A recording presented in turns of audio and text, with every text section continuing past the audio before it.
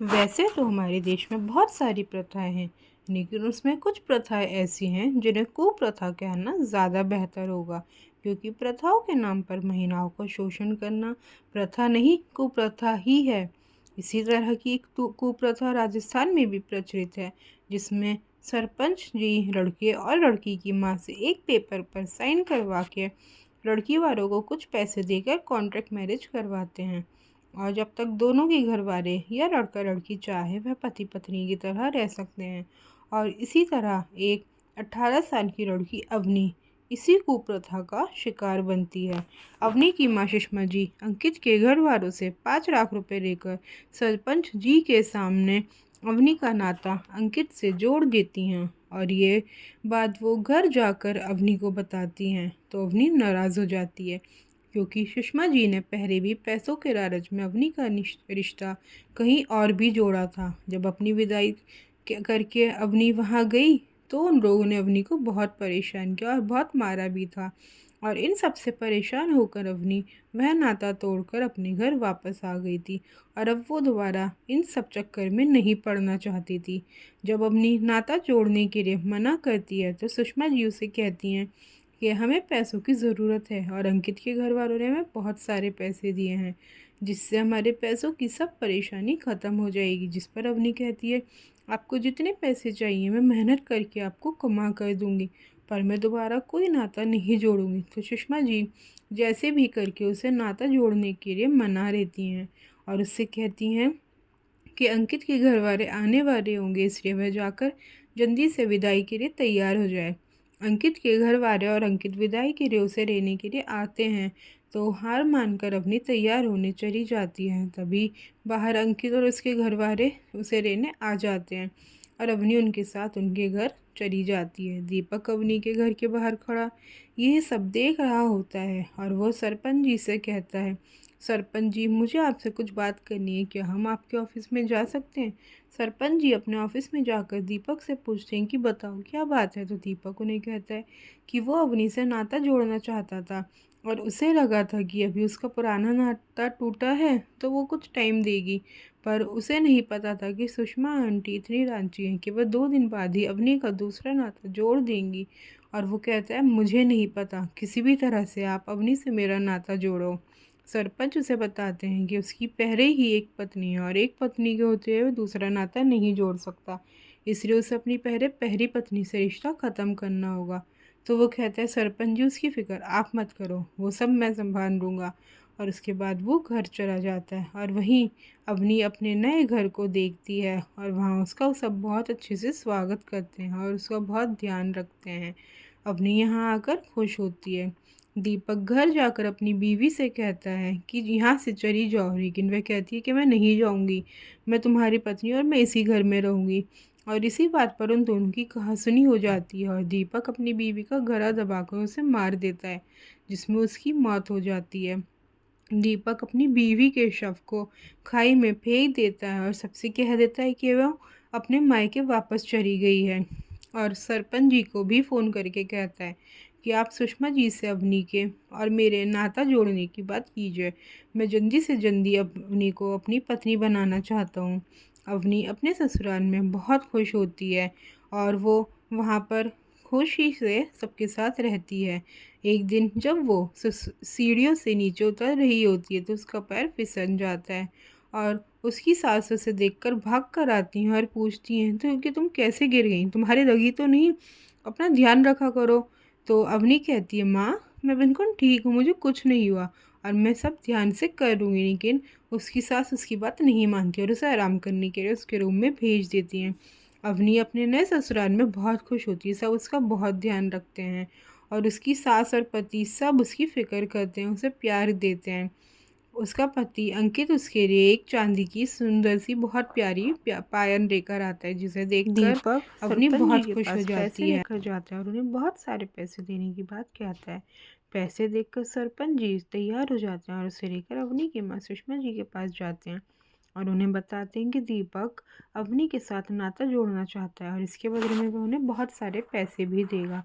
पैसों को देखकर सुषमा जी इस बात के लिए तैयार हो जाती हैं और कहती हैं वे अवनी के घर जाकर अवनी को लेकर अपने साथ आएंगे और उसका नाता दीपक के साथ जोड़ देंगी।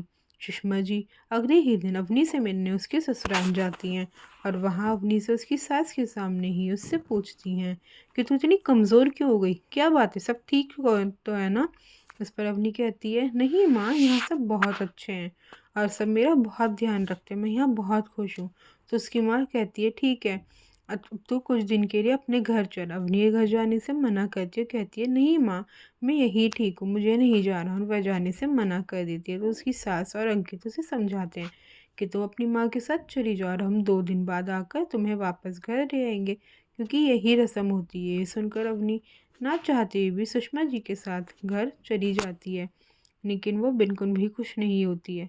रास्ते भर अवनी माँ से और अपने ससुराल वालों की और अपने पति की बातें करती है, जिस पर सुषमा जी गुस्सा हो जाती है और कहती हैं, तू तो 1 हफ्ते बाद वापस आने वाली थी ना, तो ये क्या है, और तू ऐसे क्यों बोल रही है। अवनी कहती है, माँ, वो बहुत अच्छे लोग हैं और वो मेरा बहुत ध्यान रखते हैं और अब मैं ज़िंदगी भर अंकित जी के साथ ही रहूँगी। तो उसकी माँ कहती है, बावरी मत बन, और ऐसा कुछ नहीं होगा, और मैं तेरा नाता दूसरी जगह को जोड़ दिया है और उसका नाम दीपक है और उसने मुझे पूरे 10 लाख रुपए दिए हैं और अब तू उसी के साथ नाता जोड़ेगी और वापस अंकित के पास नहीं जाएगी।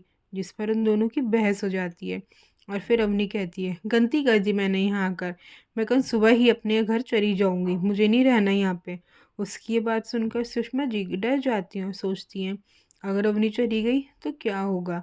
अगले दिन सुबह होते ही अवनी अपना सामान लेकर अपने ससुराल वापस जाने के लिए बाहर आती है। तो सुषमा जी उसे रोकने के लिए उससे प्यार से बात करती हैं और कहती हैं, ठीक है, अगर तुझे नाता नहीं जोड़ना तो मैं तुझसे ज़बरदस्ती दीपक के घर नहीं भेजूंगी और उसके पैसे भी उसे वापस कर दूंगी, बस तू मेरे पास रुक जा कुछ दिन और मेरे साथ ही रह।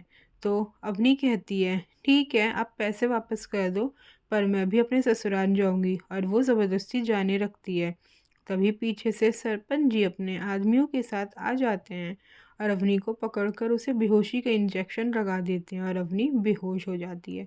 अवनी के बेहोश होने के बाद दीपक वहाँ पर पैसे लेकर आता है और सुषमा और सरपंच दोनों को उनके पैसे देकर कहता है, ये रहे तुम्हारे पैसे और मैं अवनी को लेकर जा रहा हूँ। और वो अवनी को बेहोश हालत में ही अपने घर लेकर चला जाता है।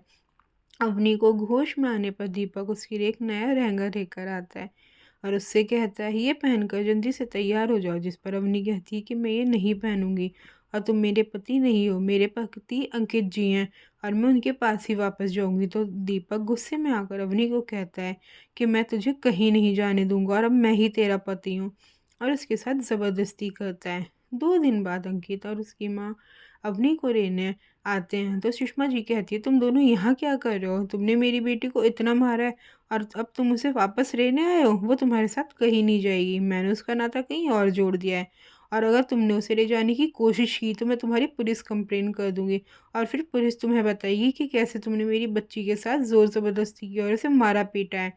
और सरपंच जी से कहती है, सरपंच जी, आप ही बताइए ना, अवनी ने आपके सामने ही तो कहा था कि अवनी के साथ ये लोग कितनी मारपीट करते थे और उसे परेशान करते थे।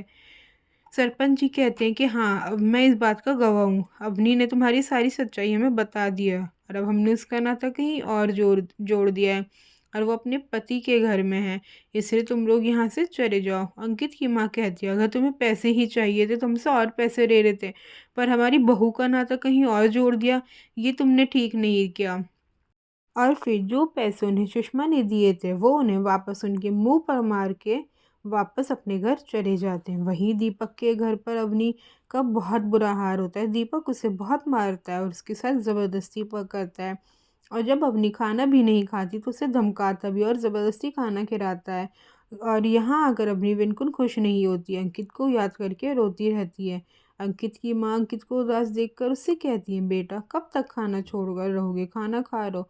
और जब अवनी को तुम्हें छोड़कर जाना था तो वह तुम्हें छोड़कर चली गई, तुम क्यों परेशान हो रहे हो, मैं तुम्हारे लिए दूसरी बीवी ले आऊँगी और मैंने तुम्हारे दूसरे नाते की बात की है और जल्दी ही हमारी बहू हमारे घर आ जाएगी।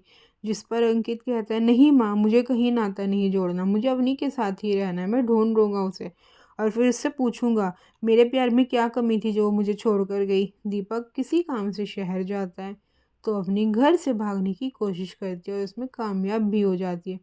पर जब अवनी घर से निकल के बाहर आती है तो सरपंच जी वहीं खड़े होते हैं और सरपंच उसे पकड़कर ज़बरदस्ती उसे सुषमा के पास ले जाता है और कहता है कि देख अपनी बेटी को, ये दीपक के घर से भागकर अंकित के घर जा रही थी। वो तो अच्छा हुआ मैंने इसे देख लिया, वरना हम फंस जाते। तभी अपनी अपनी माँ को अपनी चोटों के निशान दिखाती है और कहती है कि देखो माँ, मुझे उस दीपक ने कितना मारा और अब मैं वहाँ वापस उसके पास नहीं जाऊँगी। जिस पर सुषमा जी कहती हैं, देखिए सरपंच जी, उस हैवान ने मेरी बेटी के साथ क्या क्या किया है।